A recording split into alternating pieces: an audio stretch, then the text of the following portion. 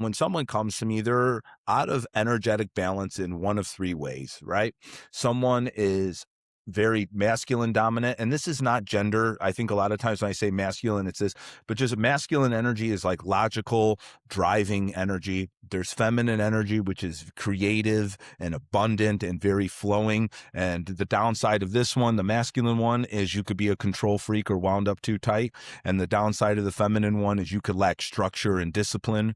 And then there's this like what I call divine energy, but just also just trusting, patience, allowing things to unfold as they should and not trying to force yourself on there.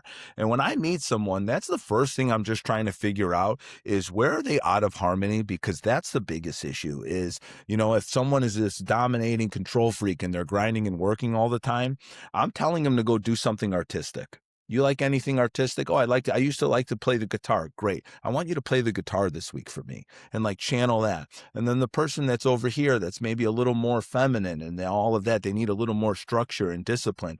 I'm just like forcing them to make strong commitments, very specific, non-ambiguous commitments, and keep them. Or I'm telling them to go into an ice bath for a day and see what it's like to feel that, and just really, and then the divine is a lot of story work for me, stuff in your head. Write that down. Why do you think that thought? Just write that down. Why do I believe that so-and-so is lazy?